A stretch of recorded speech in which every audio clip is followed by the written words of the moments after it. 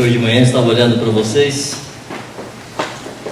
lembrando de uma palavra em Provérbios que diz que o olhar do amigo alegra o coração.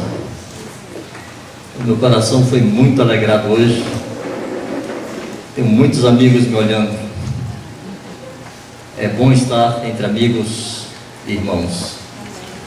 Graças a Deus. Amados, queríamos meditar um pouco, ou muito, em uma palavra que está na Epístola de Judas, no verso 3. Esse Judas não é o Iscariotes, nem o Judas Tadeu. Esse é o Judas, irmão de Jesus, filho de Maria, irmão de Tiago. E ele diz no verso 3 que ele estava se empenhando diligentemente para escrever aos irmãos a respeito da nossa comum salvação. Judas estava querendo se alegrar com os irmãos, relembrar-lhes a grandeza da nossa redenção, falar de toda a obra redentora de Jesus, mas ele resolveu mudar. Imagino que alguma coisa ele deve ter ouvido, alguém pode ter lhe escrito alguma coisa. Ele disse assim: amados, quando empregava toda a diligência em escrever-vos acerca da nossa comum salvação, foi que me senti obrigado. Ele se sentiu obrigado a trocar de tema. Ele não mais iria escrever sobre a salvação que nos é comum a todos. Me senti obrigado a corresponder-me convosco, exortando-vos, animando-vos a batalhardes diligentemente pela fé que uma vez por todas foi entregue aos santos. Queremos começar destacando 3 aspectos desse versículo. Primeiro, que a fé nesse contexto, a fé a qual Judas está se referindo, não é necessariamente no sentido de capacidade de crer. Judas aqui não está falando deste dom de Deus que nos leva a crer em Deus e em suas promessas. Essa não é a fé que está em Hebreus 11, onde há aquele relato dos heróis da fé que pela fé fizeram tantas conquistas e realizaram tantas proezas. Não é desta fé que Judas está falando. Ele está falando da fé no sentido de conteúdo da fé. Aqueles valores do reino de Deus que nós abraçamos e cremos e que definem a nossa caminhada na terra. É sobre isto que Judas está exortando a igreja a defender esta fé, a defender esses valores, a batalhar por eles. Em Atos 6, verso 7, diz que muitos sacerdotes obedeciam à fé. É só mais uma evidência que a fé nem sempre está nesse sentido de simplesmente crer. A fé traz uma demanda. A fé traz mandamentos.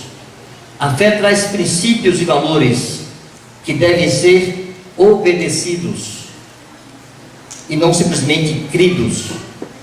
Na verdade, o que vai definir se você de fato crer em alguma coisa é se você a pratica. Por exemplo, nós não aceitamos recasamento entre nós, porque nós cremos nisso. E há muitos irmãos e mães que pagam um preço muito alto, porque creem nisto e, portanto, praticam isto. Não é o que declaramos que define o que cremos, mas o que vivemos e o que praticamos. Outra coisa importante para destacarmos aqui é que esta fé foi confiada aos santos. A fé que uma vez por todas foi entregue aos santos. Amados, é muito importante sabermos que essa fé não foi confiada aos apóstolos. não foi confiada ao presbitério, foi confiada ao reino de sacerdotes. Em Apocalipse 1,6 está escrito assim: aquele que nos ama e com seu sangue nos remiu de nossos pecados. E depois fez o quê? Nos constituiu reino, sacerdotes para seu Deus e Pai. Se você é remido, você é sacerdote. Se você não se sente um sacerdote, então você não é remido. Não é possível alguém ser remido pelo sangue de Cristo e não ser um sacerdote do seu reino eterno. Aquele que nos redimiu, aquele que nos remiu pelo seu sangue, Ele mesmo nos constituiu. E essa fé foi confiada a estes, todos os santos. Todos os santos são responsáveis, e todos os santos devem batalhar por esta fé. Às vezes, os irmãos se esquivam de algumas obrigações bíblicas, das quais não têm o direito de se esquivar. Por exemplo, se algum de vocês virem flagrarem um pastor cometendo algum delito, o que vocês fazem? Vocês cumprem Gálatas 6:1? Irmãos, se algum de vós for surpreendido em alguma falta, o que fazemos? Procuramos o presbitério, procuramos o discipulador, procuramos o líder. Vós que sois espirituais, deveis corrigi-lo com espírito de brandura. É com espírito de brandura, mas é para corrigir. E ninguém está livre disso, ninguém está liberado para não fazer isso. Isso faz parte das demandas do reino de Deus para cada um dos sacerdotes que Ele estabeleceu neste reino. É necessário recuperar, irmãos, aquela convicção de que nos foi confiado um reino inabalável.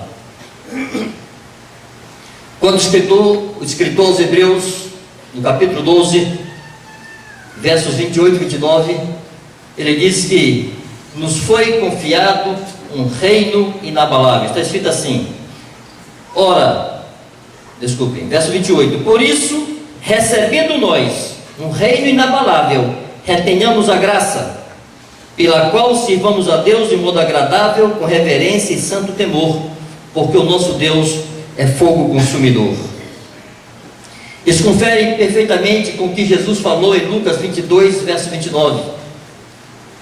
Ele dizendo aos seus discípulos, já no final da sua trajetória na terra, ele lhes disse assim: vocês são aqueles que têm estado comigo nas minhas tentações. Como o Pai me confiou o reino, eu vou-lo confiar a vós. Jesus nos confiou esse reino. Ele nos estabeleceu um reino de sacerdotes. E esse reino é um reino inabalável. Se essa convicção não arder dentro de cada coração, de cada discípulo, nós seremos negligentes e gastaremos nossa vida na terra de maneira displicente e não nos sentiremos responsáveis por tudo aquilo que Deus nos confiou, e seremos encontrados culpados diante dele. Terceira coisa que devemos destacar nesse versículo: Judas fala sobre batalhar. Ele está usando uma linguagem militar. Batalhar significa guerrear, ir para o enfrentamento, ir para o confronto. Os covardes não herdarão o reino dos céus. Não há espaço para quem desiste de batalhar no reino de Deus. É uma linguagem forte que o apóstolo está usando. Amados, se precisamos batalhar, é porque existe uma ameaça. Não vamos à guerra se não há ameaças. A fé que foi confiada à igreja sempre esteve ameaçada. O diabo nunca deu trégua. E cada geração teve que enfrentar os desafios do seu tempo e do seu momento. Mas nesses últimos tempos, irmãos, as ameaças se têm multiplicado, e é preciso discernir bem esse tempo e agirmos de acordo com este momento, agirmos da forma que corresponde a esta hora. Ninguém vai à guerra de boné, sandália havaiana e camiseta. É preciso entender que não é uma escolha, nós não temos a opção de ir, nós estamos em guerra. O ponto é quem será ferido e morto e quem vai prevalecer. Quem vai usar as armas corretas desta milícia? Quem vai se revestir de toda a armadura de Deus?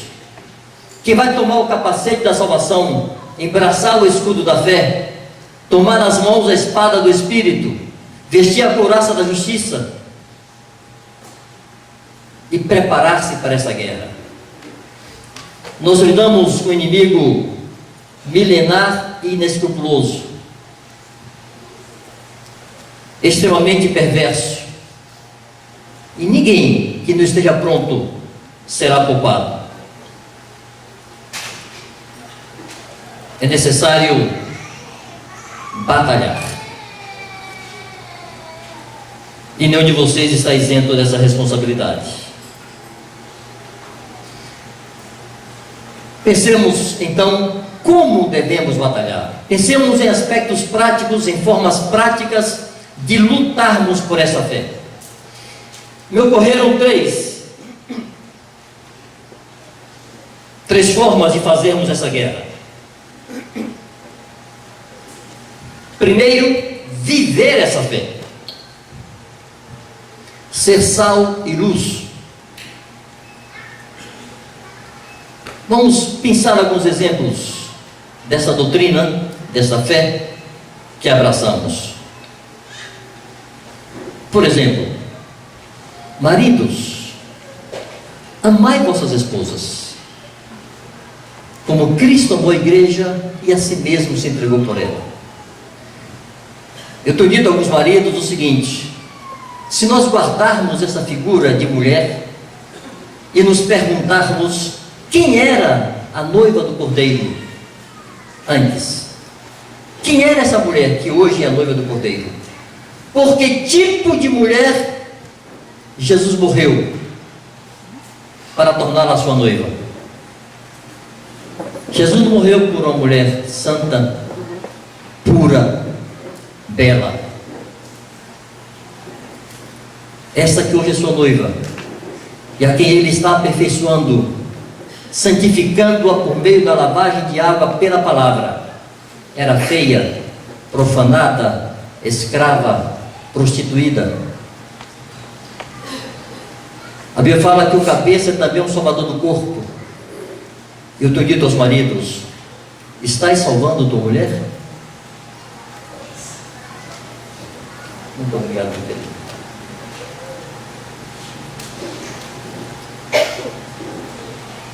Para salvá-la, precisas dar a tua vida por ela.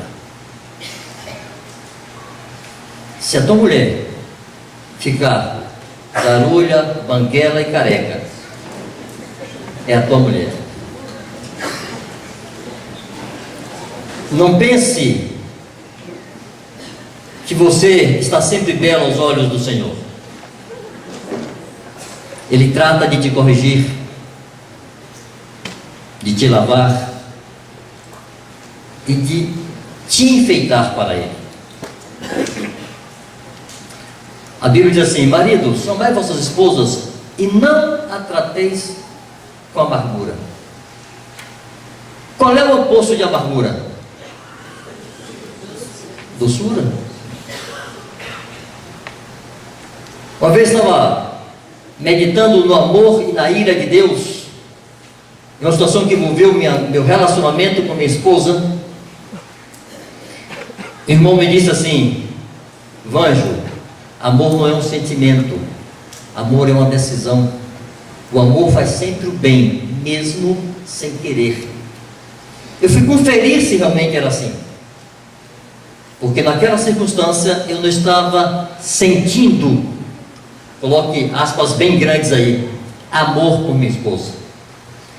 Então em João 3,16 está escrito assim: Deus amou o mundo de tal maneira que deu o seu Filho único, para que todo aquele que nele crer não pereça, mas tenha vida eterna. Você avança 20 versículos, em João 3,36 está escrito assim: aquele, porém, que se mantém rebelde contra o Filho de Deus, sobre este permanece a ira de Deus. Se ela permanece, é porque já estava ali.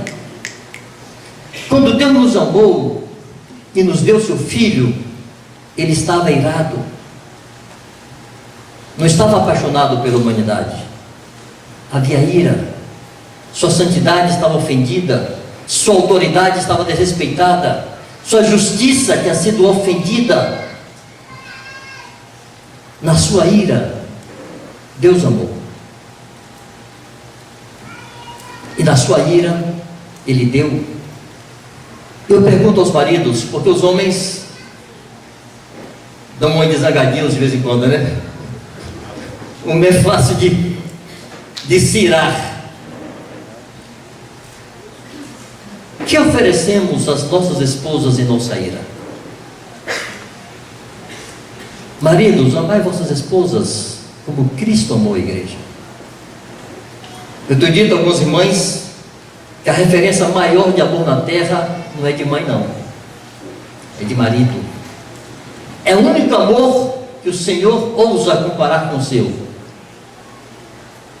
É a única classe de gente que o Senhor diz: ame como eu amei. Amados, imaginemos todos os maridos que aqui estão amando suas esposas nesta medida, e vivendo assim em suas casas, diante dos olhos de seus filhos, de seus parentes, de seus vizinhos, dos irmãos. Que impacto seria? Jesus disse: para que vejam as vossas boas obras e glorifiquem vosso Pai que está nos céus. Amados, faz parte de nossa fé que os maridos amem suas esposas assim. E se temos que defender essa fé, nós precisamos primeiro praticá-la. Mulheres, sede submissas aos vossos maridos como ao Senhor. Eu pergunto às irmãs: vocês questionam as ordens do Senhor? Vocês discutem com o Senhor as ordens que Ele dá? Vivemos um tempo muito estranho de mulheres emancipadas, afirmadas, independentes, competentes, capazes, que não precisam de um homem para viver. Pois então não se case, porque se você se casa, teu marido é teu Senhor, e você deve obedecê-lo como ao Senhor, em tudo. Palavra de marido é palavra de rei dentro da sua casa, e não deve ser questionada. É ajudadora, aporte seu conselho, traga a sua opinião, sinalize para ele, mas se ele diz é para a direita, é para a direita que você vai, e se ele diz é para a esquerda, é para a esquerda que você vai,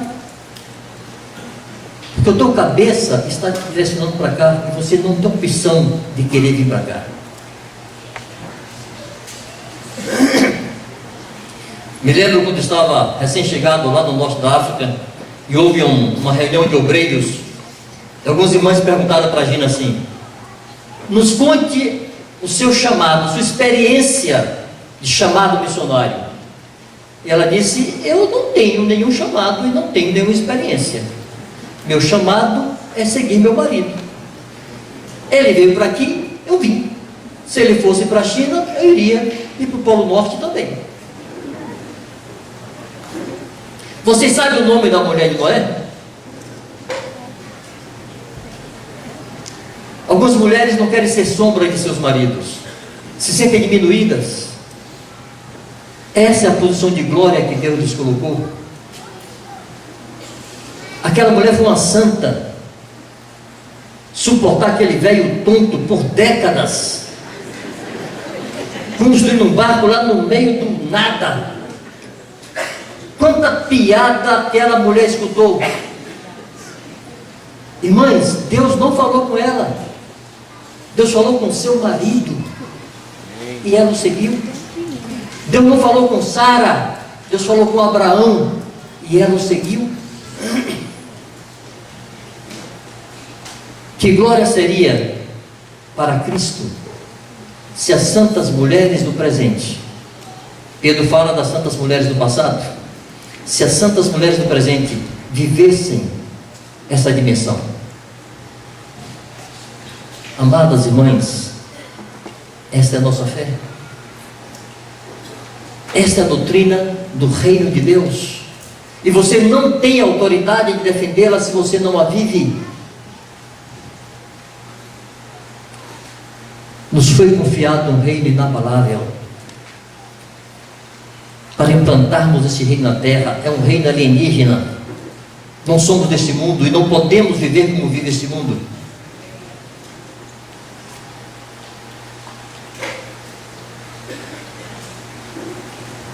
Podíamos falar dos filhos, dos pais. Podíamos falar de hospitalidade. Nossas casas estão abertas para oferecer o que tivermos. Alguns têm a desculpa de dizer assim: não, minha casa não está preparada. E quando estará? Nosso Senhor nasceu em uma manjedoura, Ele não é muito exigente não. E seus discípulos não podem ser. Receba os santos com o que você tem. Abra a sua porta. Reparta o que é a sua comida diária. Nem sempre é possível fazer pratos especiais. Dê o que você tem. Mas receba. Porque hospitalidade, amados, é mandamento, não é opção. Um discípulo não tem a opção de não ser hospitaleiro. Faz parte da vontade de Deus. Praticai a hospitalidade. Generosidade. Repartir o que tem. Aqui há duas faces quando se fala de generosidade e de necessitados. Eu vou tentar ilustrar com uma situação que ocorreu lá em Salvador. Uma irmã queridíssima casou-se muito jovem, com cerca de 20 anos. O marido era um líder, chegou a ser um diácono e depois se afastou e tomou um caminho muito perverso. Abandonou a família, foi para o mundo. E aquela moça viveu na dependência desse marido toda a vida. E agora ela tem que se virar com 2 filhos. E deu um duro terrível. E foi se capacitar para trabalhar. Eu soube das suas dificuldades e a procurei. Disse: minha querida, por que você não me falou? Ela disse: Vanjo, a doutrina diz que devemos compartilhar as necessidades dos santos e não com os santos. Eu não posso compartilhar minha necessidade com a igreja. A igreja deve ver minha necessidade e participar dela. Paulo fala que as viúvas devem esperar em Deus, em oração e súplicas dia e noite. Não há espaço para pedintes na casa de Deus. Temos Pai. Agora, é responsabilidade dos filhos desse Pai, que é generoso, se relacionar, se envolver, participar das dores do outro e compartilhar das necessidades deles. Isso é a doutrina, é a nossa fé e precisa ser praticada.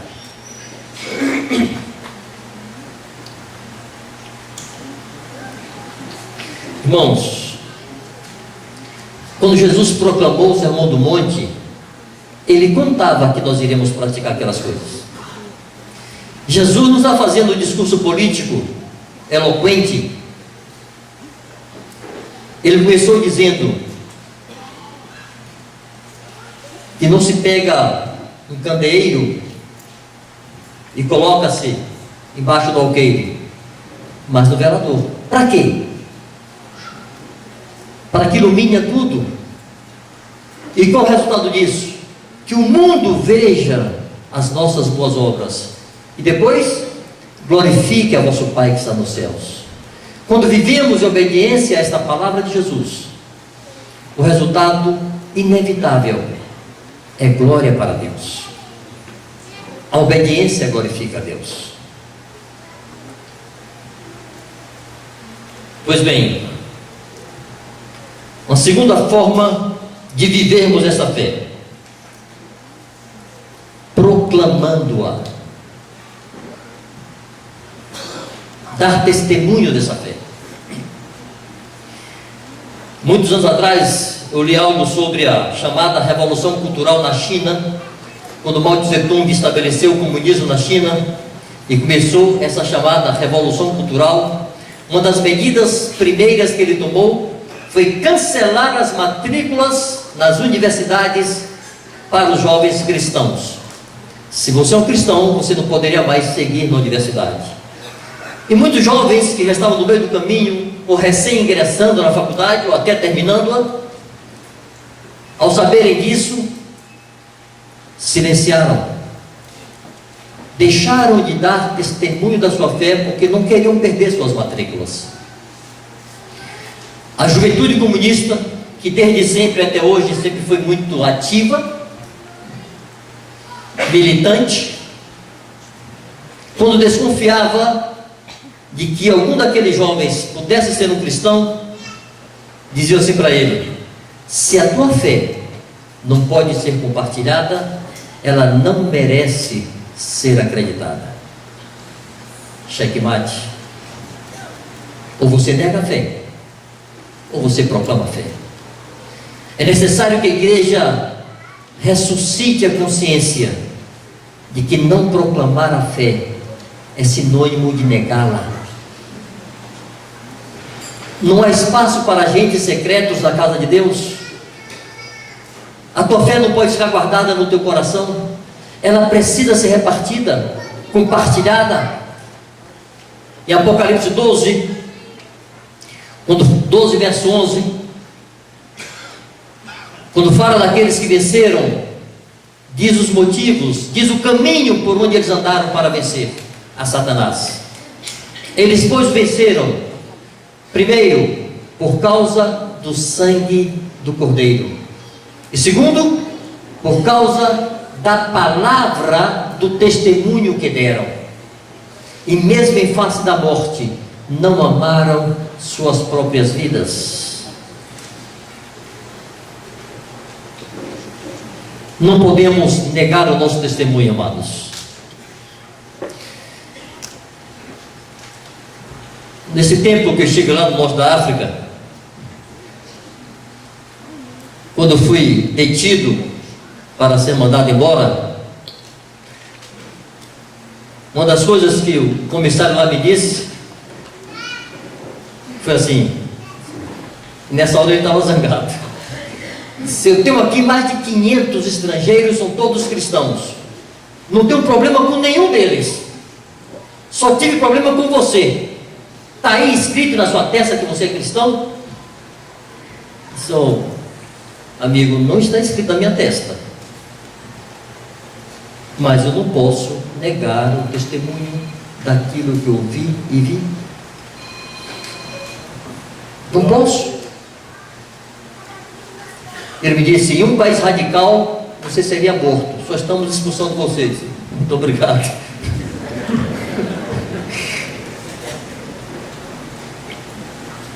Me lembro quando no início de nossa caminhada lá, chegamos lá, eu com 45 anos, Gina com 44, falávamos o nosso baianês, e ainda assim muito complicado, com os problemas de dicção que eu tenho, para desespero de alguns companheiros, e tive que aprender árabe, com 45 anos de idade.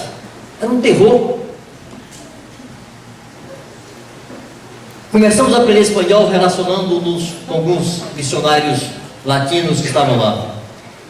Minha esposa dizia assim: Vande, meu bem, vamos lá para o norte desse país, porque lá o povo fala espanhol, porque eu preciso pregar o Evangelho.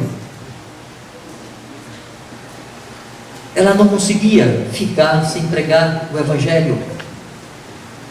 Quantas vezes, andando de ônibus com minha esposa, e tem apenas um lugar para sentar ao lado de uma mulher, ela se senta, e daqui a pouco eu vi esse gesto inúmeras vezes. Ela sempre aborda, sempre. Quando lhe falta algum gancho mais elaborado, ela dá uma cotovelada. A mulher olha, e aí ela tem que falar, e ela começa a falar qualquer coisa. Ela se força a um constrangimento de ter que proclamar. Vivemos para isto. Somos um reino de sacerdotes. Em Malaquias 2,7 diz que os lábios do sacerdote devem guardar o conhecimento, e da sua boca os homens devem esperar instrução, porque ele é mensageiro do Senhor dos Exércitos. Somos mensageiros do Senhor dos Exércitos, e o mundo espera conselho de nossa boca, e nossos lábios devem guardar o conhecimento do Senhor. Eu me lembro quando comecei a relacionar com os irmãos, me contaram a história de um tal de João Ninguém e do grande pregador. Do grande pregador que de campanha em campanha evangelística ganhava 100 pessoas. E do João Ninguém que ano a ano ganhava um, e um que ganhava mais um, e que ganhava mais um, e que ganhava mais um. O tipo de multiplicação que é possível. Há freios em nosso caminho, amados, há freios em nossa marcha, e muitos deles passam por esses embaraços com a doutrina, complicações da nossa vida, que nos embaraçam e nos impedem de estarmos livres para proclamar a verdade e para edificar os que chegam. Estamos envolvidos com muita confusão ao nosso redor, perdidos em mil problemas, e muitos deles passam simplesmente pelo descumprimento da doutrina.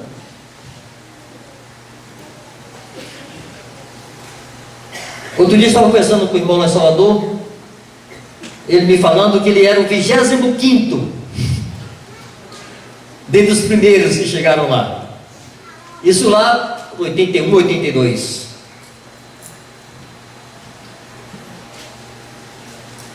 Irmãos, em 92, 93, cerca de 10 anos depois, um pouquinho mais, éramos 1000. De 25 para 1000, em pouco mais de uma década. Nem sei quantos por cento dá isso aí. O engenheiro aí calcula para mim.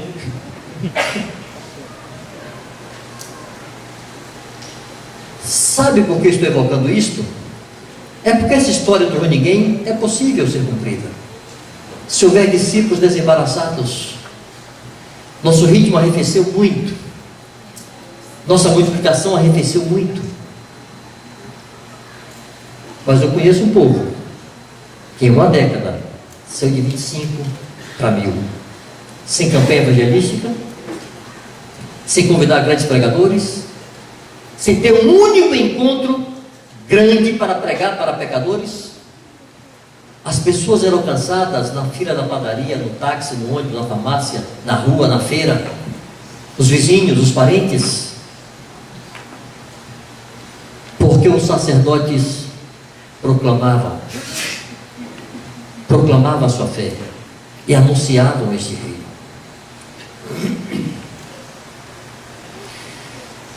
Terceira forma de guerrear por esta fé: defendendo-a contra os enganos e desvios. Outro dia eu me dei o trabalho de sair procurando no Novo Testamento as advertências contra os desvios da fé. Cheguei a tomar nota dos textos, de alguns desses textos, não vou lê-los aqui porque são muitos, mas posso lhes dizer assim, irmãos: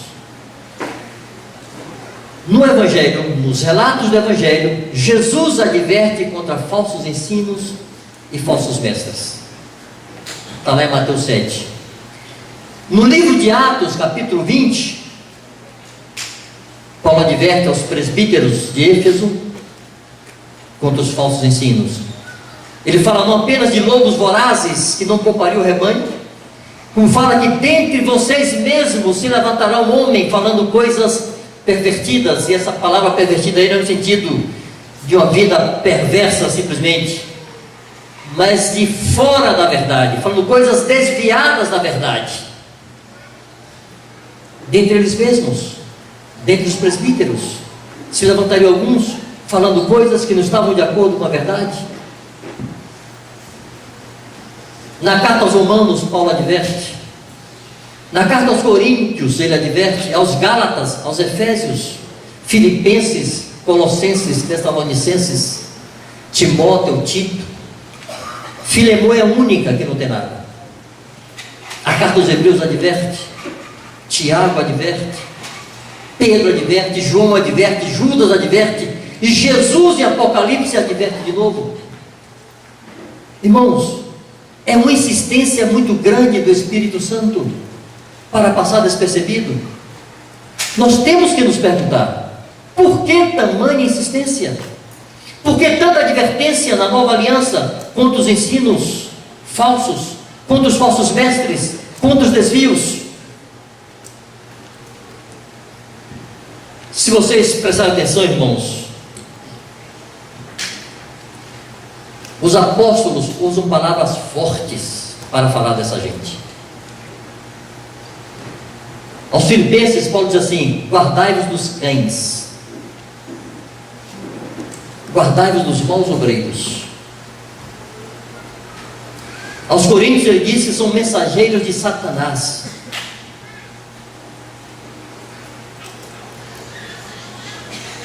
São palavras fortes. Em Apocalipse, Jesus fala que odeia as suas obras. Jesus é capaz de odiar uma coisa: quando violam sua verdade. Porque, amados, a violação da verdade produz desvios que levam o povo a tropeçar, que levam o povo a se perder. Daí a necessidade de que cada discípulo de Jesus, cada sacerdote, tome a peito e diga: é comigo essa briga, eu sou o responsável por preservar essa fé. Há uma frase que eu já ouvi tanto que já me dá agonia quando eu ouço, já não tenho paciência de responder esse tipo de abordagem. Sabe qual é? Há uma situação a ser aclarada, alguém viu e sabe, aí disse: eu não vou lá não, você está doido, vão me matar. Eu não. Aí é para pastor, para não sei quem, eu não vou mexer com isso. Você não tem o direito, você não pode, se você é um discípulo. É tua responsabilidade. Há um desvio? Questione.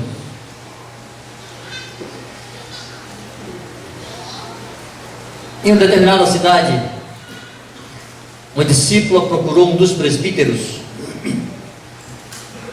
para contar a história, e ela começou a dizer assim: olha, eu estou confusa, não estou entendendo mais nada, eu preciso que você me ajude. Eu disse: o que é que foi? Estava em tal lugar e um dos pastores falou uma coisa lá que eu não entendi e eu não concordei. Eu procurei minha companheira e ele disse: eu preciso conversar com o pastor fulano, porque eu não entendi o que ele falou e não estou de acordo, eu preciso que ele me esclareça. E minha companheira me respondeu assim: você está doida, você vai bater de frente com Deus. Aí o pastor intencionalmente respondeu assim: de que quinto do inferno saiu esse negócio que questionar algo é bater de frente com Deus? Gálatas 6:1, com espírito de brandura, mas vá, você é responsável. É uma autoridade? Vá como filho, mas vá. Porque será cobrado de você. Foi você quem viu, foi você quem soube.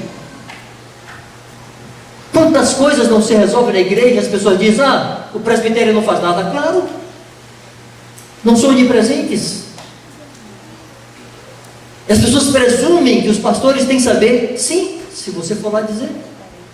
E se você for lá cumprir a primeira instância e confrontar a pessoa, seja quem for.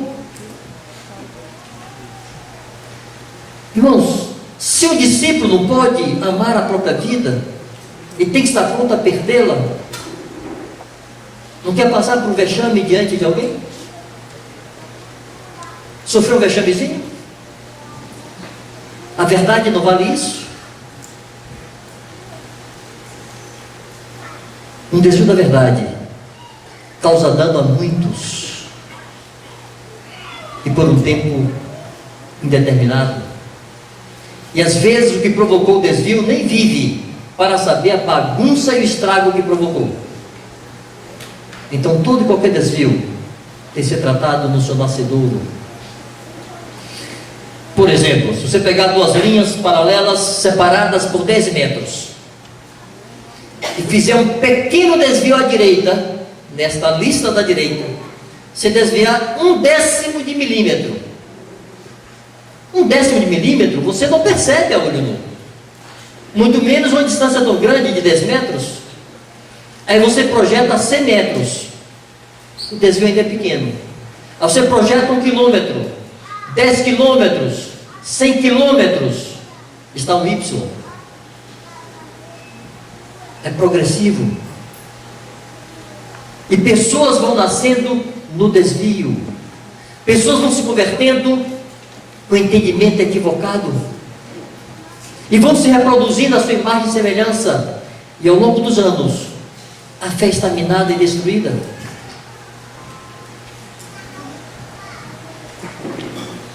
Confere com a Escritura. É assim? É. Faça-se. Não é? Para aí. Por que os bereanos foram chamados de nobres? Duas características eles tinham. Primeira, receberam a palavra com avidez, tinham sede da palavra, abraçaram, beberam. Segunda característica, diariamente, todos os dias, conferiam com as Escrituras para saber se as coisas eram realmente assim. Irmãos, um presbitério se deleita e ama e descansa quando o povo conhece as Escrituras. E o povo tem que estar apto para checar nas Escrituras. É assim mesmo? Se qualquer coisa que eu diga aqui não confere com as Escrituras, qualquer um de vocês pode e deve, ao final, de procurar e falar: Vanjo, isso aqui você disse não está de acordo, não confere. Seja eu, qualquer um dos companheiros, ninguém está autorizado a ensinar nada que esteja fora da palavra. Irmãos, por que é tão importante preservar a pureza da fé e do ensino e da verdade? É para se entender, como eu disse no princípio, que a fé aqui nesse contexto, ela se refere aos valores do reino de Deus que nós abraçamos e cremos. São esses valores que vão formar a sua consciência. A nossa consciência é formada por esses valores, e a nossa consciência define as nossas decisões. Nós vamos escolher de acordo com os ditames de nossa consciência, e as nossas escolhas e decisões repetidas formam o nosso caráter. Se você pega aqui no início, uma fé indefinida, uma fé deformada, vai gerar consciências indefinidas e deformadas, que vai produzir um caráter indefinido e deformado. Impossível ter um caráter aperfeiçoado se a tua fé não é bem definida. O nascedouro está aqui. No que é que eu creio? Isso forma a consciência, me leva a seguir e fazer escolhas de acordo com essa consciência. E se essas escolhas vão formar o nosso caráter? Se uma fé indefinida e deformada termina gerando filhos de Deus, sim, gente que nasceu de novo, mas a sua mente está mal formada, vai gerar gente com caráter mal formado. O contrário também é verdadeiro. Uma fé clara, definida, pautada nas Escrituras, para formar consciências sadias, dirigíveis pelo Espírito Santo, porque estão de acordo com a palavra de Deus, e vai gerar caráter firme, correto. Eu queria dar alguns exemplos disso. Eu batizei um rapaz quando ele tinha 14 anos de idade. Esse moço hoje tem 36 anos. Na época ele estava entrando no secundário. Terminou o segundo grau, fez faculdade, começou a trabalhar, fez um concurso federal, foi aprovado, tem um emprego muito bom, tem seu próprio apartamento, tem seu carrão, é um carrão mesmo.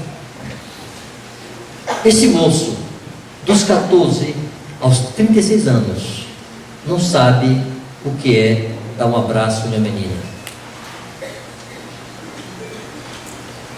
Nunca se masturbou, nunca beijou bolsa nenhuma, está fazendo o que a Escritura diz, procurando esposa em santificação e honra, não com desejo de lascívia, como gentios que não conhecem a Deus. Algumas vezes teve que trocar de sessão no seu trabalho para fugir do assédio das colegas. Já encontrou algumas vezes fumegando.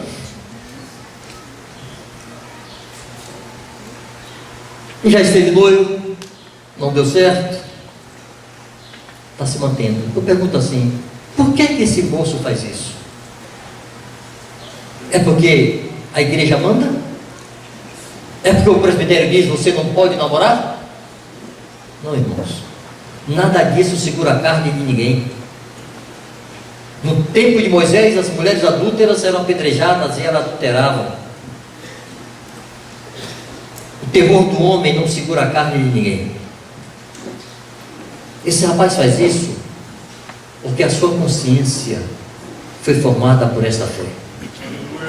E ele crê nisto. E ele decide de acordo com isso. Conheço um homem que há 25 anos atrás, há 22 anos atrás, sua esposa o abandonou. Porque ela queria viver nos pagodes, sair sexta e voltar domingo. Ele disse, não dá. Ela disse, se não dá, então vou embora. E foi-se embora. São 22 anos. Conheço esse homem de perto. Não tem um histórico de impureza. Está fazendo discípulos. Sua casa aberta para receber a igreja. E eu pergunto, por que esse homem faz isso? É porque a igreja proíbe? Ele crê. Ele crê nisso, amados. E vive de acordo com essa fé. Conheço irmãs que hoje estão com 50 anos, e eu as conheci quando eram adolescentes. Não é uma, nem duas, nem três. Mulheres felizes, virgens, e que nunca namoraram. Dos 16 aos 50. Mulheres bem formadas, inteligentes, interessantes. Algumas delas moças bonitas. São titias felizes. Por que essas santas fazem isso? Um dia eu disse para algumas delas, vocês são um particular tesouro para o Senhor. Vocês são um trunfo, é um troféu que Jesus aponta para o mundo e diz, são minhas, me preferem, receber o reino, e amaram esse reino, não estão debaixo de um jugo humano, de uma doutrina humana, preferem, porque creram assim.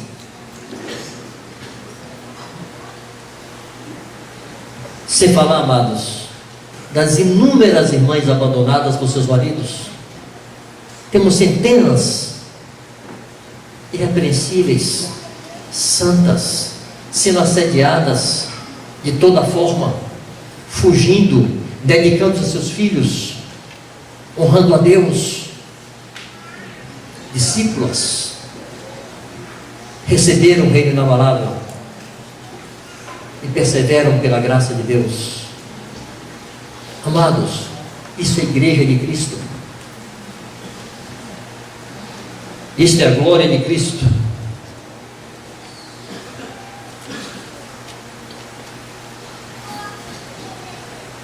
Eu digo para essas santas e para esses santos, Jesus não se envergonha de lhes chamar irmãos e irmãs. Com alegria ele dá testemunho. São minhas irmãs, são meus irmãos, têm a mesma genética que eu, foram gerados pelo meu espírito, têm a minha natureza, herdarão meu reino eterno.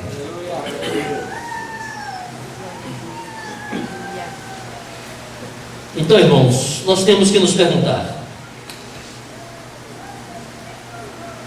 qual a fé que nos foi confiada?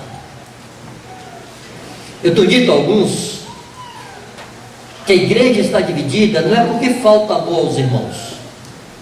Também, a falta de amor ajuda.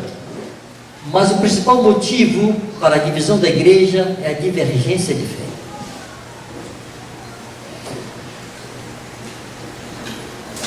Eu tive que atuar em determinada cidade, onde um irmão muito querido, que eu conheço há 22 anos, mas anos atrás ele começou a se envolver com determinada doutrina. Ele era um líder, um diácono, eu lhes digo, um homem sério, um homem idôneo em sua vida pessoal e familiar, um homem de caráter,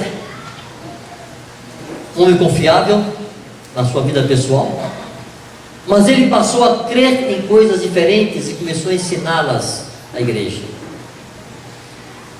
Em uma das últimas conversas com ele, eu lhe disse: meu querido, a igreja não é um centro acadêmico de livre pensamento, onde qualquer um pensa o que quer, fala o que quer, ensina o que quer. Não é assim. Nós temos uma fé muito bem definida.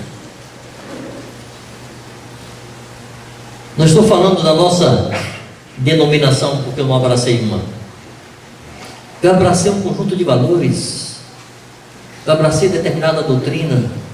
Eu abracei determinados princípios de obra. Eu abracei determinados conceitos que vejo nas Escrituras e vi gente praticando isto, e resolvi seguir com esses irmãos por causa disto. Não é porque eles eram muito queridos e bonitinhos. O que eles ensinavam? Conferiam com o que eu estava vendo nas Escrituras.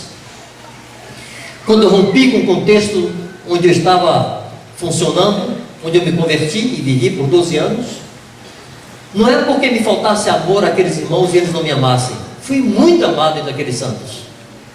Eu os amei muito e me dediquei muito a eles, intensamente, com muito zelo. Gastei 12 anos de minha vida com toda a definição e ardor. Quando eu me afastei deles, é porque eu passei a crer de forma diferente. Sobre diversos assuntos, o conteúdo do Evangelho, o que é o batismo, como deve ser esse batismo,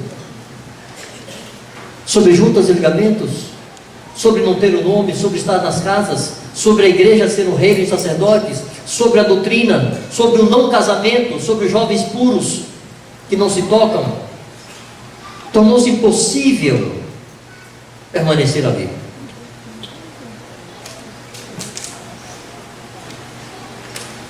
Então nós temos que nos perguntar: qual é a nossa fé? Em que é que nós cremos? Por que nos reunimos? Por que participamos todos juntos? Porque temos a mesma fé.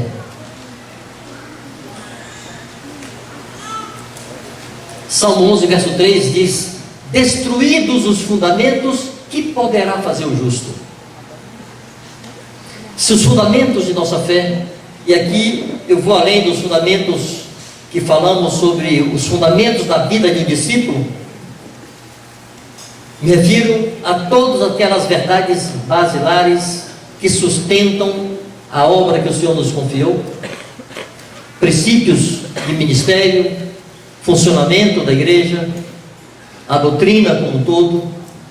Se essas coisas forem destruídas, que pode fazer o justo?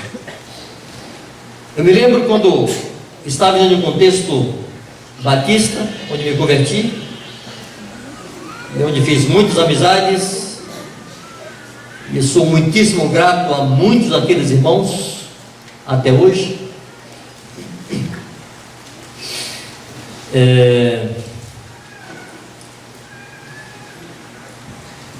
Naquele tempo que eu estava lá, um pastor me procurou, um dos pastores mais jovens, muito querido, muito amigo meu. Fomos conversar e ele chorava muito. Diz assim: Vanjo, eu estou trabalhando muito, não estou produzindo nada. Eu me lembrei desse versículo.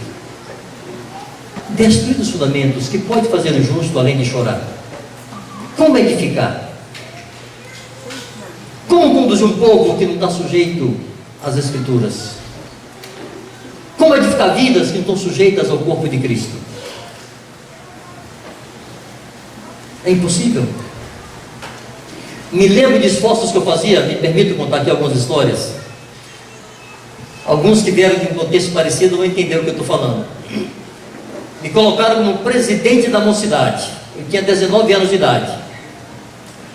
Tinha um mandato de 1 ano. Sujeito à reeleição. Tinha campanha e tudo mais, né? Não. Eu estava começando meu primeiro trabalho. Peguei meu primeiro salário, comprei todo de livros. Máximo Carpinteiro, A Mente Renovada, Querendo Ver a Jesus, Enchei-vos Agora. Enfim, algum dessa, Seu Destino ao Trono, Seu Destino à Cruz. Queremos Ver a Jesus. Livros bons. E os distribuí para aquela turma. No esforço de vê-los crescer. Lá pela metade do meu mandato, já faltando poucos meses, mais da metade, faltando poucos meses para terminar, eu apelei para a ignorância. Disse: eu vou jejuar por cada um deles. Fiz uma lista, eram 114 jovens. Jejuar um dia por esse, outro dia por esse, todos os dias jejuava por um deles. Terminou o mandato e não terminou a lista. Me lembro, no fim desse mandato, na casa de minha noiva, que é minha esposinha hoje, chorando no ombro dela, e perguntando: amor, por que você está chorando? Eu disse: você não percebe?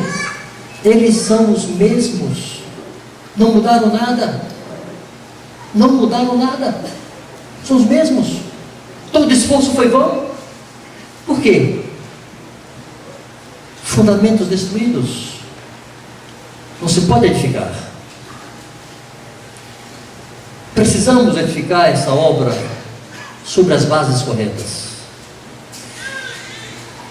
É muito importante, amados, sabermos a diferença daquele que fala em nome de Deus e daquele que fala da parte de Deus. Qualquer um pode abrir a sua boca e falar em nome de Deus. A nossa televisão está cheia de programas de homens cínicos falando em nome de Deus. Às vezes me dá náusea, tamanho cinismo. Paulo não hesitaria em chamar-lhes de cães, de maus obreiros, de obreiros fraudulentos. Destino deles a perdição, o Deus deles é o ventre, a sua glória está na sua infâmia, visto que só se preocupam com as coisas terrenas. Não é assim os discursos que ouvimos por aí? Mas todos esses homens falam em nome de Deus. Não significa, amados, que estejam falando da parte de Deus.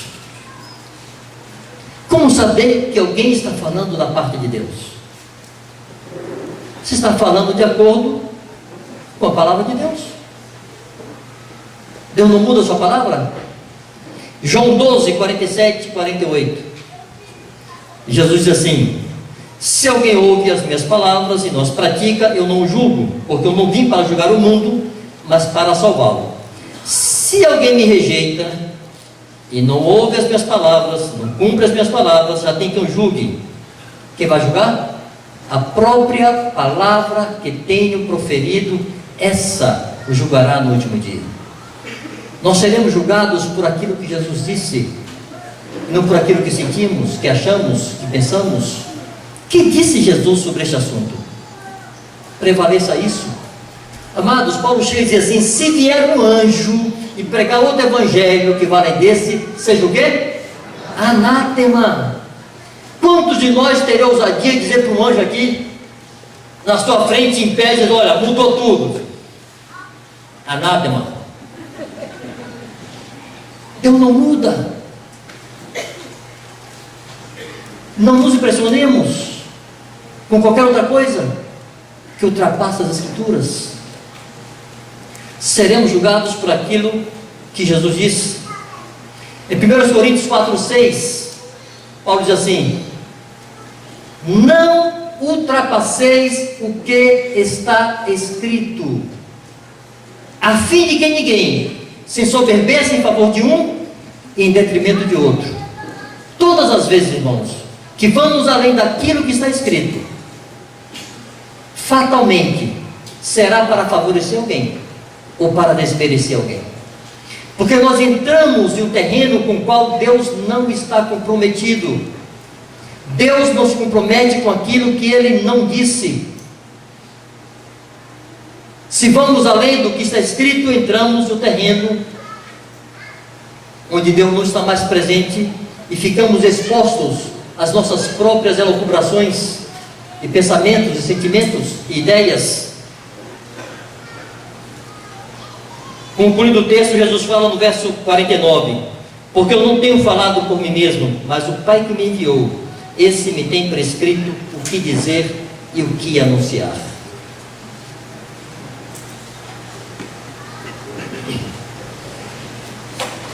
Quando Esdras chorava em praça pública, depois que ele soube que o povo estava retornando aos mesmos pecados que havia trazido o juízo de Deus contra aquela nação e os levado para o exílio, tendo retornado do exílio e começado a reedificar a cidade, estando o templo já edificado, Esdras soube que o povo estava cometendo os mesmos pecados. Ele foi à praça pública, arrancou sua barba, seus cabelos, se vestiu de pano de saco, se assentou ali e chorou. Olha o que está escrito no verso 9, no capítulo 9, verso 4. Então se ajuntaram a mim todos os que tremiam das palavras do Deus de Israel. Esdras e Neemias estavam empenhados em uma obra de restauração da verdade, de restauração do culto, de restauração da lei. E Deus não usaria ninguém que não temesse e tremesse da sua palavra. Deus não fará nada relevante, amados, com quem não teme e não treme da sua palavra. Pois bem, alguém vai perguntar assim: e se o Espírito Santo trouxer algo novo? E se o Espírito Santo trouxer uma nova revelação? Pode?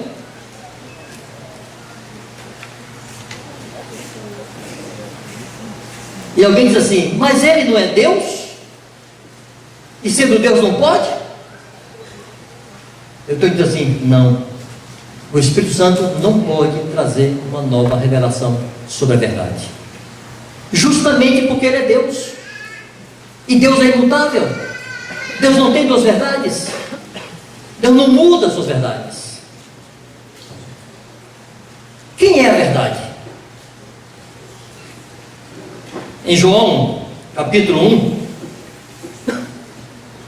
verso 17 está escrito que a lei veio por meio de Moisés, mas a graça e a verdade vieram por Jesus Cristo.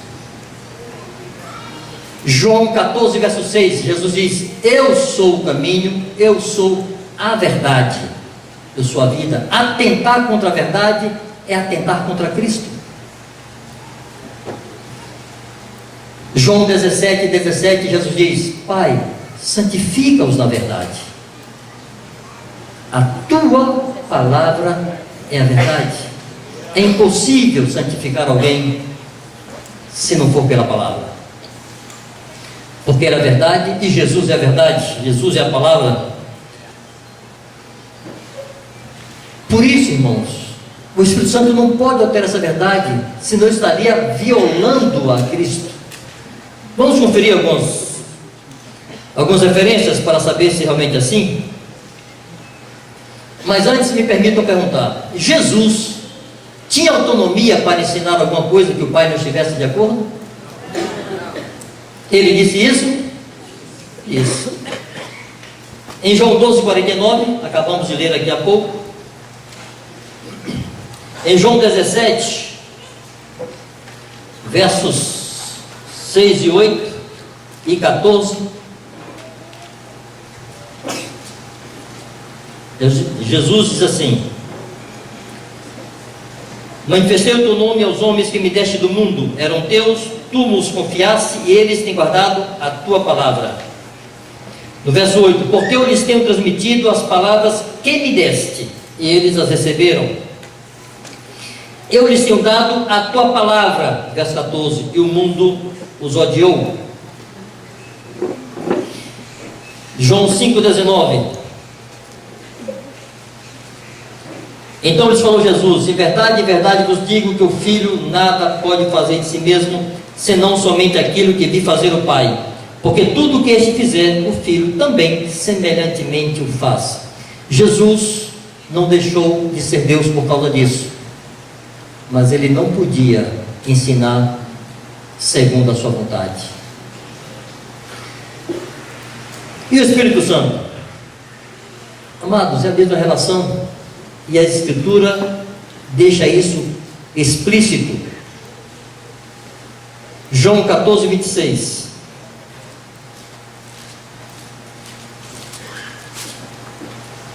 Mas o Consolador, o Espírito Santo, a quem o Pai enviará em meu nome, esse vos ensinará todas as coisas e vos fará lembrar de tudo o que vos tenho dito.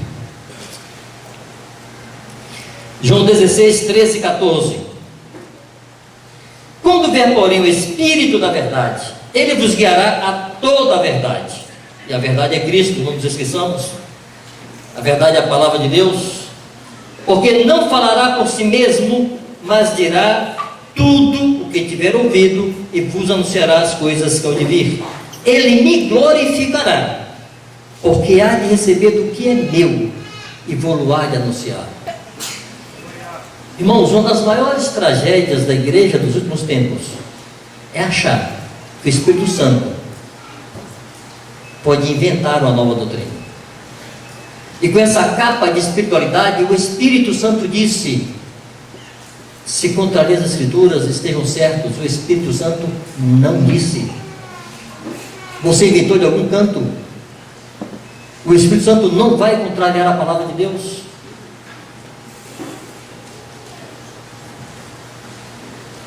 Alguns temem estar se levantando contra o Espírito Santo, mas eu lhes digo que vocês devem temer outra coisa: temer não incidir na tentação de Balaão.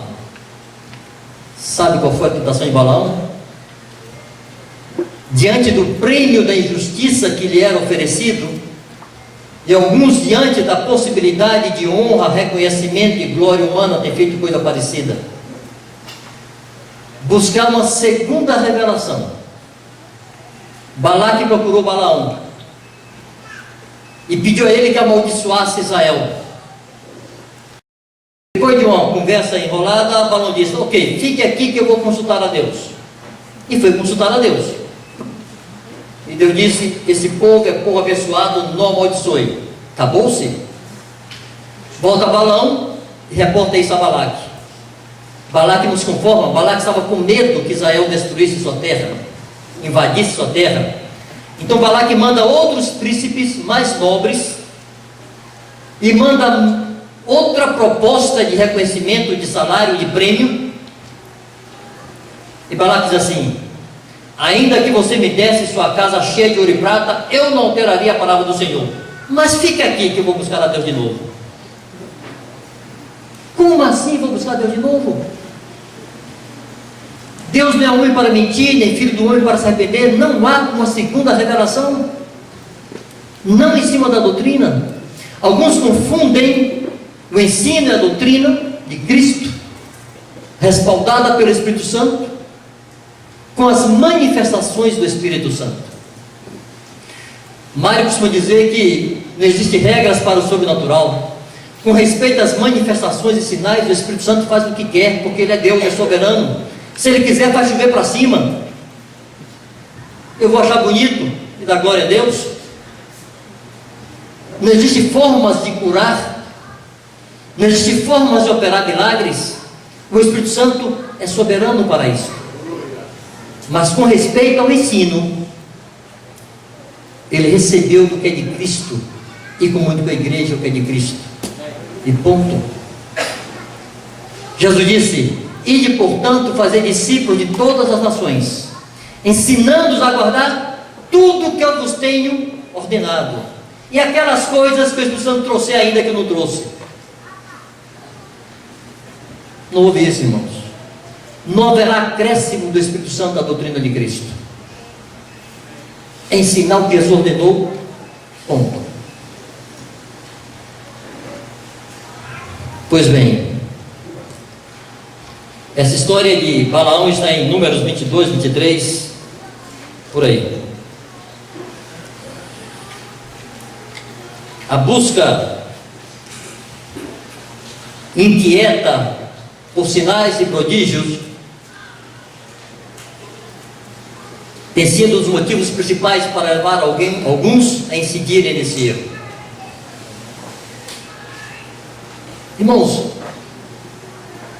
vale a pena destacar que tanto em Mateus 7, quando Jesus adverte contra os falsos mestres, como em 2 Tessalonicenses 2, quando Jesus fala da operação do erro, os dois textos estão relacionados a sinais e prodígios. Lá em Mateus 7, alguns dirão: mas Senhor, em teu nome nós expulsamos demônios, não fizemos milagres, não profetizamos. E eu lhes direi explicitamente: não vos conheço. Vocês não andaram comigo, não estavam sob o mesmo jugo que eu, não sei quem vocês são. Em 2 Tessalonicenses capítulo 2, diz que porque não deram ouvidos à palavra e à verdade, Deus lhes manda a operação do erro, para dar crédito à mentira. E fala que a manifestação do iníquo será com todo o poder, sinais, prodígios miraculosos. E se encanta a natureza humana.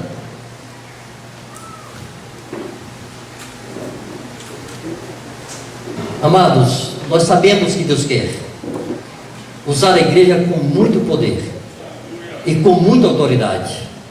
E Deus quer ver esse reino de sacerdotes pregando o evangelho em todo lugar, anunciando o reino de Deus, e orando pelos enfermos, e expulsando demônios, mas sujeitos a essa palavra. Essas coisas não se contrapõem. Eu não preciso de uma revelação extraordinária fora das Escrituras para manifestar tal e tal sinal. Os apóstolos foram os que mais fizeram sinais, e a igreja foi edificada sobre a sua doutrina, o ensino dos apóstolos e profetas. Ivan Baker dizia que há uma diferença entre o sinal que acompanha a igreja, os discípulos de Jesus, e a característica ou as características que identificam. Uma coisa é aquilo que nos identifica como discípulos de Jesus: o amor uns aos outros, sujeição absoluta a Cristo, um coração humilde. Outra coisa são os sinais que acompanham a estes, que amam a Cristo mais do que tudo, que amam uns aos outros, que são humildes, que obedecem à palavra de Cristo. Nunca confundirmos. Os sinais que acompanham a igreja não a identificam como igreja. Identifica a igreja: a obediência irrestrita a Jesus, é o amor uns aos outros, é viver em humilhação debaixo do mesmo jugo que o Senhor está. E nessa condição, Ele abre os céus, derrama a sua bênção da maneira que lhe apraz. Pois bem, amados,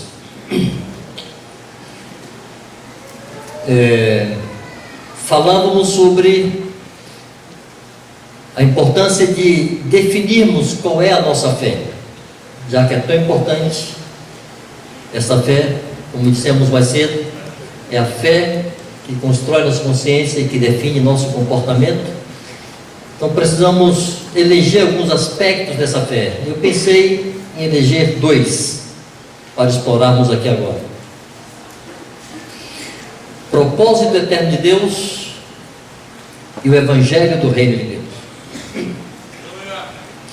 Mas eu não quero explorar o conceito. Nós conhecemos bem o conceito, e se eu perguntar aqui, todos vão responder em uníssono. Mas eu me lembro, primeira reunião que eu participei em Salvador, uma reunião de discipuladores, e Benitinho estava compartilhando com os irmãos sobre o propósito eterno de Deus. E primeiro ele fez a pergunta: qual é o propósito eterno de Deus? E todos responderam: uma família de muitos filhos semelhantes a Jesus. Isso eu já tinha ouvido, isso eu já conhecia. Mas aí ele fez outra coisa. Ele pegou um cartazinho, estava escrito assim: nosso alvo, ser iguais a Jesus em seu caráter e serviço. Isso deu um clique em minha mente. Uma coisa é eu saber que Deus quer que eu seja como Jesus. Outra coisa é eu estabelecer como meu alvo pessoal que eu quero ser como Jesus. Irmão, se esse conceito, se essa definição do que Deus quer não se transformar no nosso alvo pessoal e não revolucionar a nossa vida, não vai passar de um conceito teológico, de uma definição de ministério. Trabalhamos com essa definição. Sim, mas eu quero ser como Jesus? Eu persigo isto? Essa verdade está latente em minha mente e ardendo em meu coração diariamente? Acordo pensando nela e vou dormir me perguntando: como foi esse dia? Me aproximei de Jesus? Irmãos, a primeira vez que eu ouvi falar sobre isto, eu tinha 28 anos de idade. Foi em maio de 1988. Um retiro de pastores. Eu não era pastor, eu não reunia com os irmãos lá em Salvador ainda, mas já tinha algum contato com Marcos, e ele me levou para esse retiro, onde estavam compartilhando Ivan Baker e Moisés Cavaleiro, o pai de Marcos. Ivan começou a falar disto, do propósito eterno de Deus, e foi explicando por que é esse propósito de Deus, e demonstrando nas Escrituras. Eu me lembro que eu saí de lá com a cabeça rodando, e me perguntando assim: das duas uma, ou esse senhor aí, esse velhinho, está doido, porque isso é muito diferente de tudo que eu criei e entendi a vida inteira. Eu nasci no meio da igreja, nasci em um lar cristão, por assim dizer, filho de pais crentes, crentes sérios, na Assembleia de Deus. Me converti aos 18 anos, em contexto batista renovado, e nada do que eu ouvi desde o berço conferia com aquilo que ele estava dizendo. Isso, este velhinho está doido, e eu estou certo. Ou ele está certo e eu estou perdido. E fui para casa com essa dúvida me consumindo no juízo. E descobri que ele estava certo. E desde então eu comecei a pregar isto, a anunciar isto. Irmãos, eu tinha 28 anos de idade. Hoje eu estou com 57. Já se foi aí 31 anos. Eu tenho que me perguntar. Aliás, 29 anos.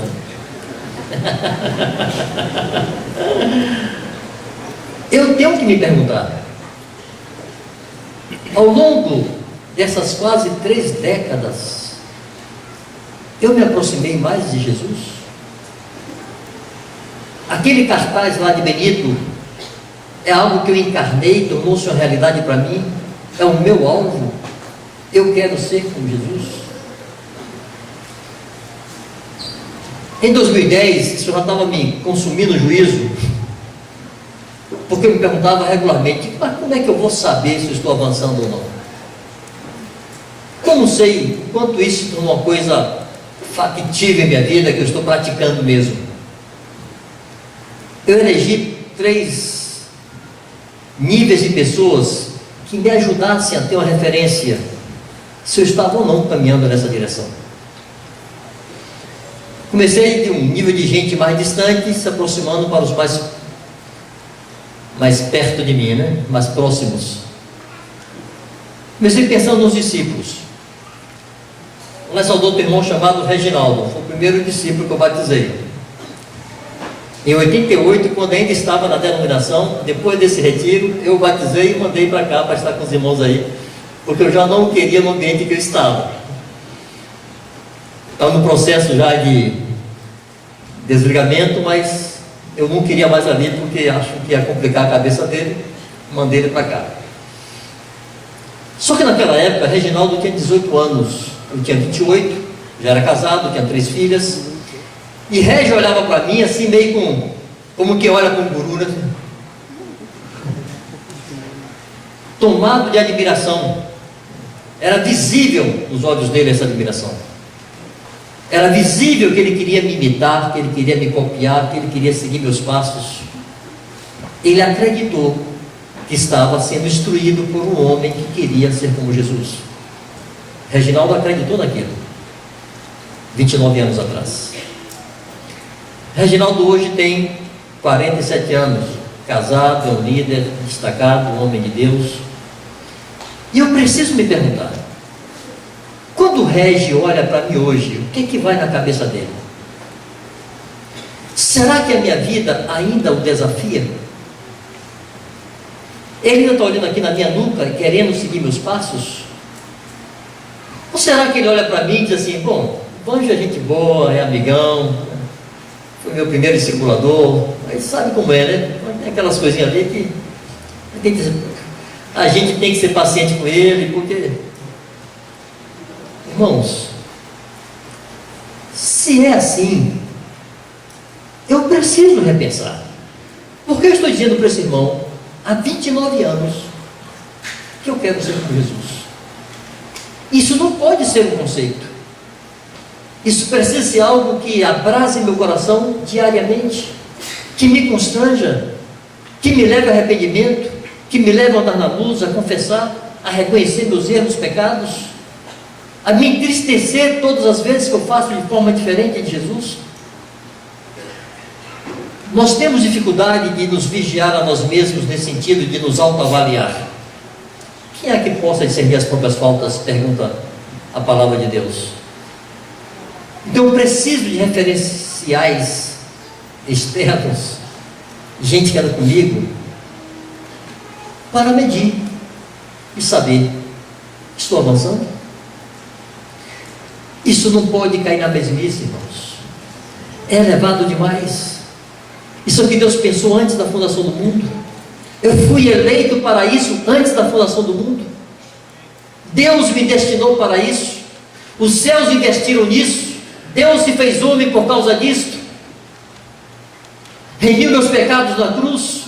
Ressuscitou, está sentado à direita do Pai para me justificar. Derramou o Espírito Santo, fez habitar em mim o seu Espírito. Me deu a igreja. Me deu sua palavra. Por isso, eu não tenho o direito de negligenciar isso. Isso não pode ser um conceito puro e simples. Isso é verdade que precisa seguir revolucionando minha vida diariamente. Eu preciso me medir por isto diariamente. Segunda referência: meus filhos, que andaram muito comigo. Digo andaram porque as meninas já se casaram, o negão vai se casar esse ano. Mas eu comecei a me perguntar: será que meus filhos, tratando comigo no cotidiano, dentro de casa, na rua, em qualquer ambiente, será que em algum momento eles pensam assim: meu pai agora fez igual a Jesus? Ou nunca a minha vida e meu comportamento e minhas palavras fazem eles lembrarem de Jesus? Quando eu recebi essa palavra sobre o propósito eterno de Deus, Jaiana estava nascendo. Tinha um mês de nascida. Ela cresceu me ouvindo falar disso. Filha, Deus quer que nós sejamos como Jesus. Filha, papai quer ser como Jesus. É uma jovem senhora hoje, de 29 anos, mamãe. Mas minha filha me relaciona com Cristo? Olhando para mim, a sua memória é despertada para pensar em Jesus? Há semelhanças? Irmãos, eu não terei mais 29 anos de vida pela frente. O quanto me aproximei dessa semelhança com Jesus?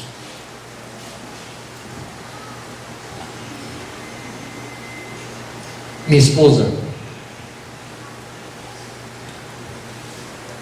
é quem mais me conhece. Conhece todos os meus furos, todos os meus defeitos, todas as minhas fraquezas.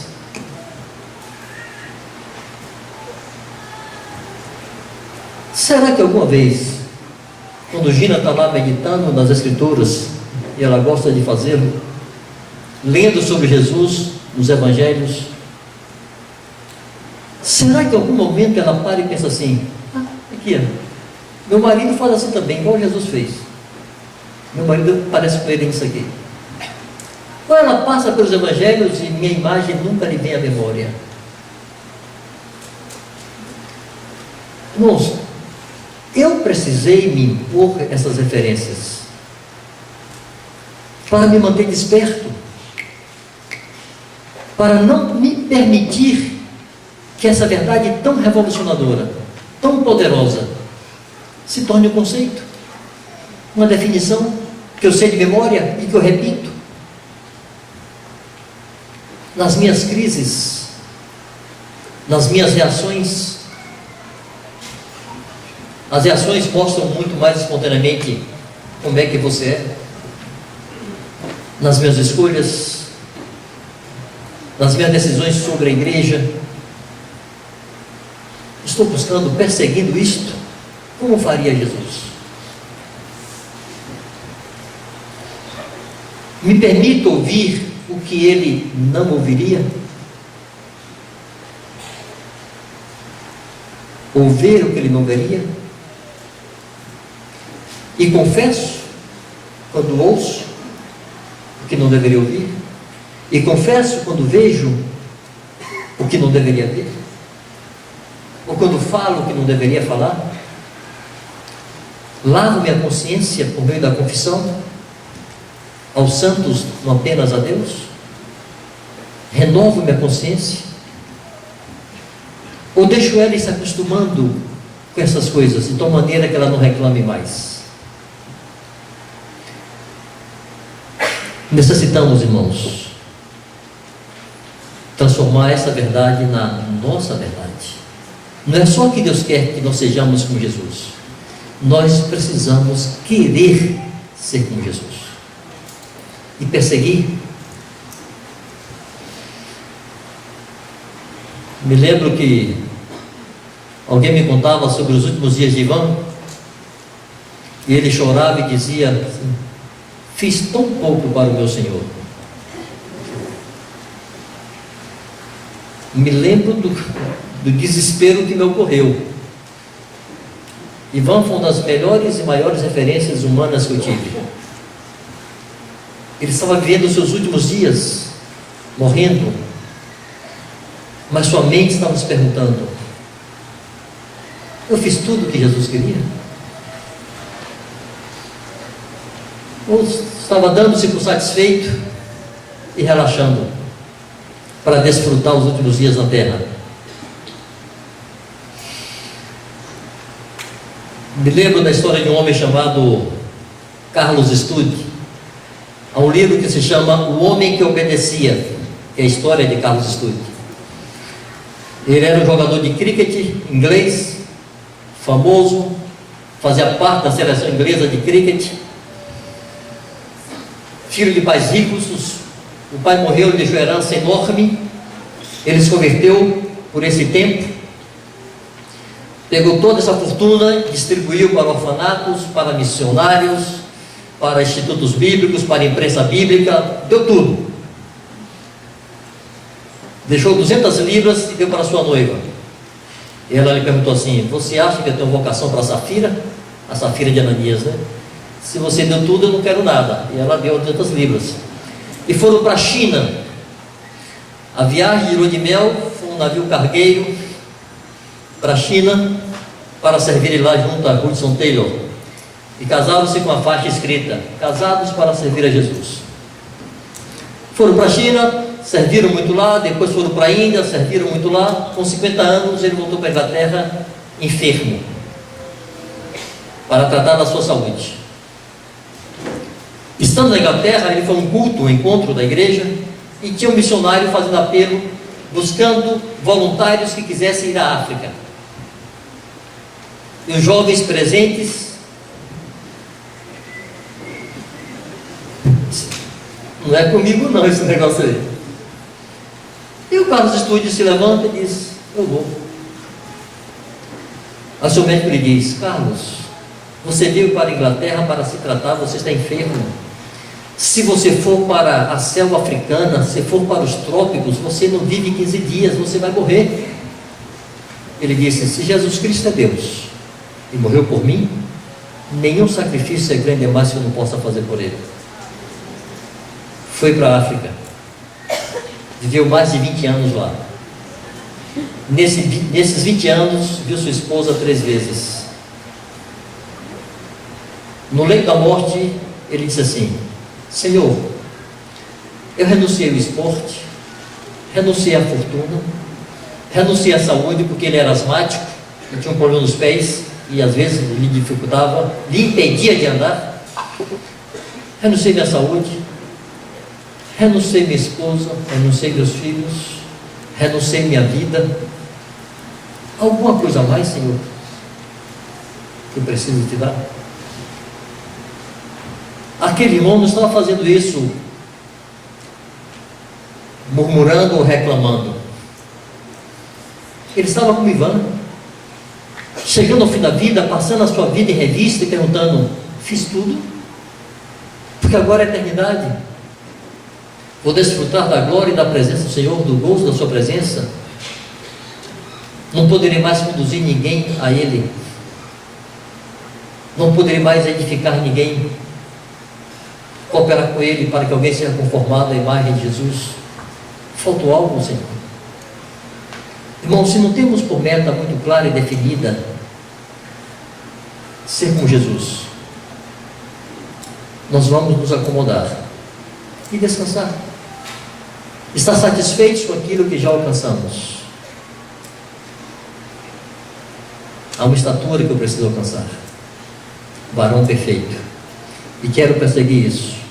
O temor de Deus e pela graça de Deus e por sua misericórdia. Perseguir ser como Jesus.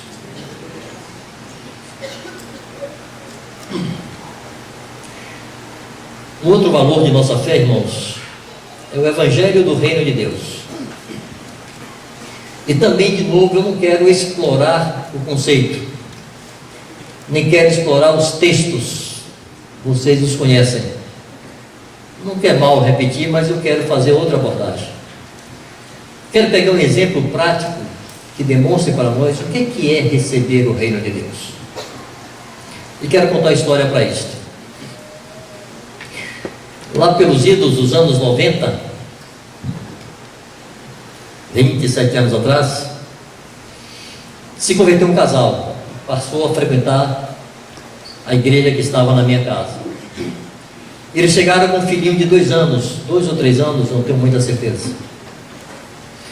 Depois de quase 6 meses andando conosco, lá um dia, essa mulher caiu endemoniada no grupo caseiro, na reunião da igreja na casa.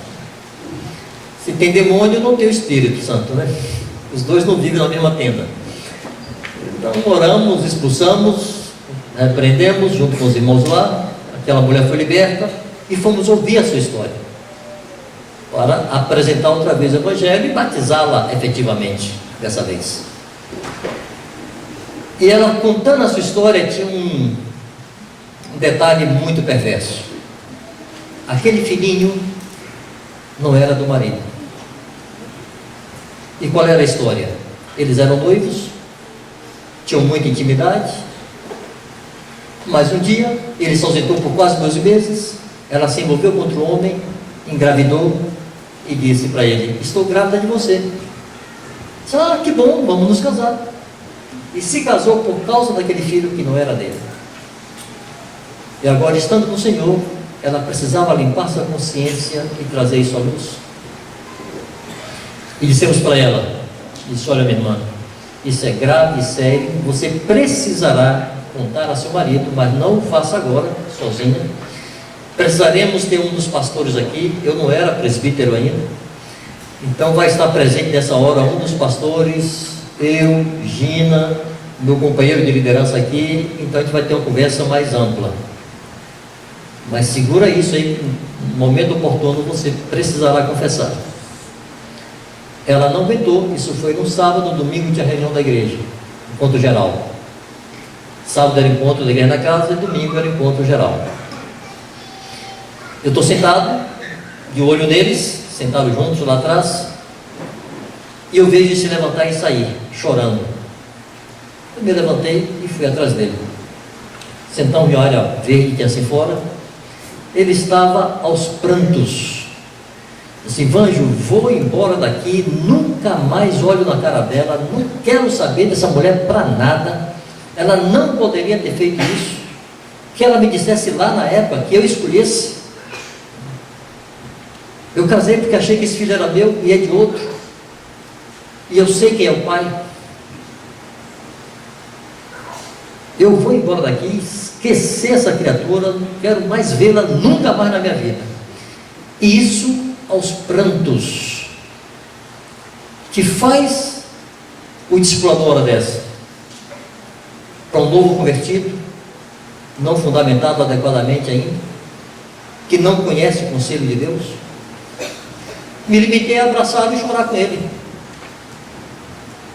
Mas no meio daquele pranto ele para e diz assim: mas Vanjo, eu entendi o reino de Deus, e eu recebi o reino de Deus. O que você acha que Deus quer que eu faça? Irmãos, aquele moço não conhecia a doutrina, ele não conhecia o conselho de Deus, ele não sabia o que fazer, mas ele sabia de uma coisa: eu tenho um dono,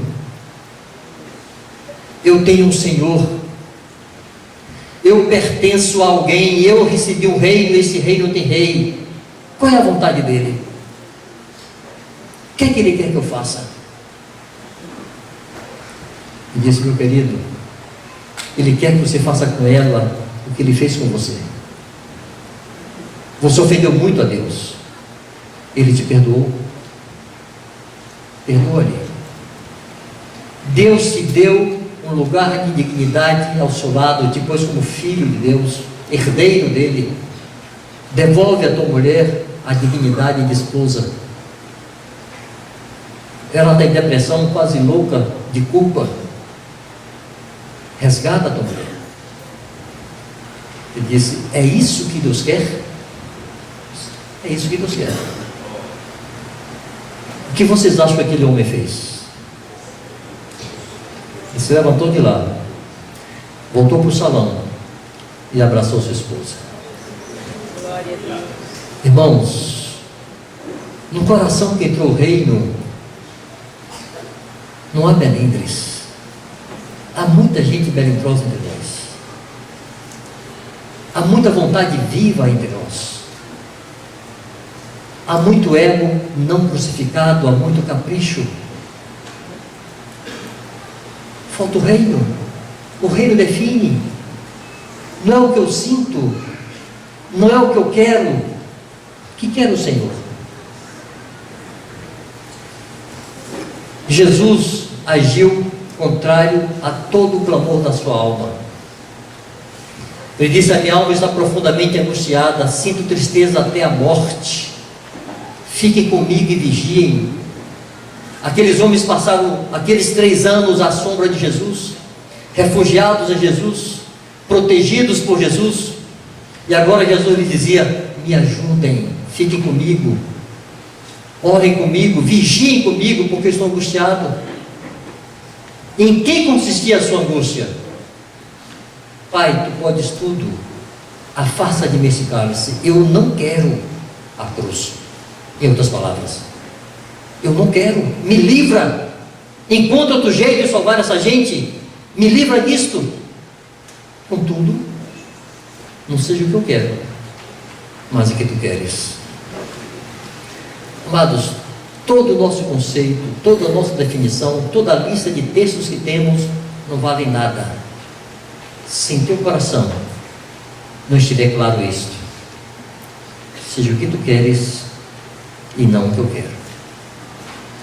Isso é reino de Deus.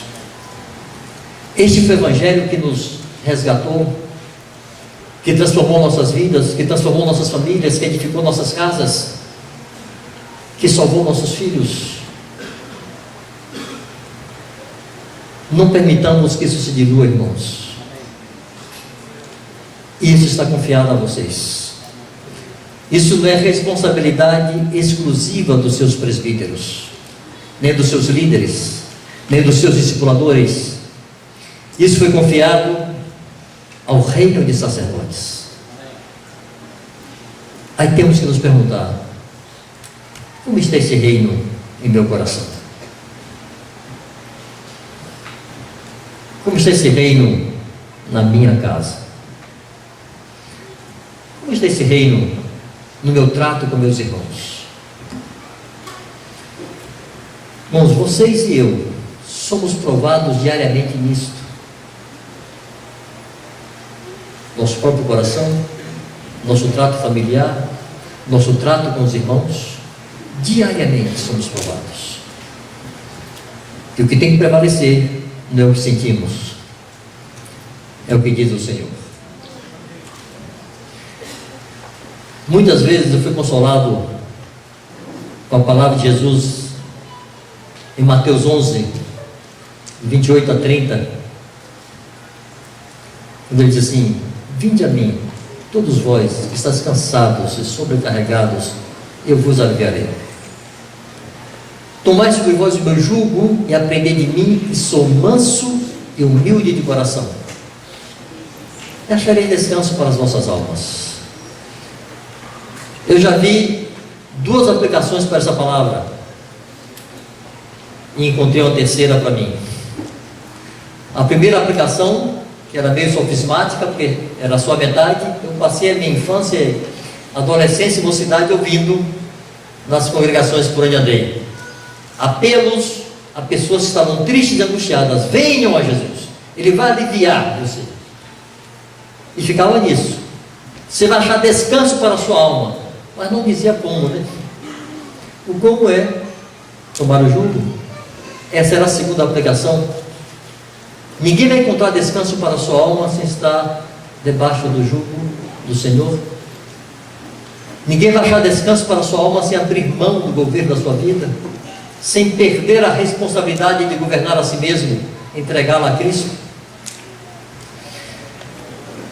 Mas estava um dia pensando nisso e lembrando na palavra, considerando a palavra jugo, e para quem nasceu na roça aí, jugo é canga. Já ouviram falar de boi de canga? Jugo é aquilo, aquela peça de madeira, tem um arco, um intervalo e outro arco, uma peça única. Esse arco vai sobre o pescoço de um boi, a cerviz de um boi, esse outro arco sobre a cerviz do outro boi. É um instrumento duplo, é sempre para uma parelha, para dois. Quando Jesus disse, tomai sobre vós o meu jugo, Ele não está falando de um jugo que Ele vai pegar ali e colocar sobre você. Ele está falando de um jugo sob o qual Ele já está. E qual era o jugo do Senhor Jesus? Fazer em tudo a vontade de seu Pai, rendido ao seu Pai. Veio para fazer a vontade de seu Pai. Quando Ele diz, vinde a mim, tomai sobre vós o meu jugo, Ele está dizendo, fique aqui do meu lado, tem uma vaga para você aqui. Eu estou sob esse jugo. Fazer completamente a vontade do meu Pai. Esse espaço é seu. E aqui do meu lado, andando comigo, você vai aprender comigo a ser manso e humilde de coração, e você vai achar descanso para a sua alma. Um recurso que os fazendeiros usam quando tem um boi brabo é colocá-lo no jugo com um boi manso. O boi manso está ali, já aprendeu a ser guiado, já está domado, cerviz dobrada. O boi brabo entra do lado e fica irrequieto. Ele quer ir para a direita, o carroceiro puxa o jugo para a esquerda, e ele se debate. E o boi manso diz, rapaz, fique quieto, não adianta não, você está sob jugo. Você agite, calma, vamos para cá que é melhor. Aí ele quer parar, o carroceiro força, ele tem que caminhar. Não pare agora que é problema, vamos andar. Ele aqui no meu passo, me acompanhe. Nós somos esse boi irrequieto, brabo, que Jesus está dizendo, fica aqui do meu lado, aprenda comigo a ser manso e humilde de coração. Irmãos, Jesus colocou, esse foi o meu consolo, eu como vi um dia esse texto, Ele se colocou em um jugo desigual comigo. Não tem a sua estatura, é um jugo desigual, impróprio, mas ali andando ao seu lado, eu tenho a garantia que eu vou crescer e chegar à estatura dele, até que todos cheguemos à unidade da fé e do pleno conhecimento do Filho de Deus, a ser homem perfeito, à medida da estatura de Cristo Jesus. Nossa caminhada não será vã. Esse jugo vai produzir um fruto. Nós seremos como também Ele é, para a glória do seu nome. Aleluia.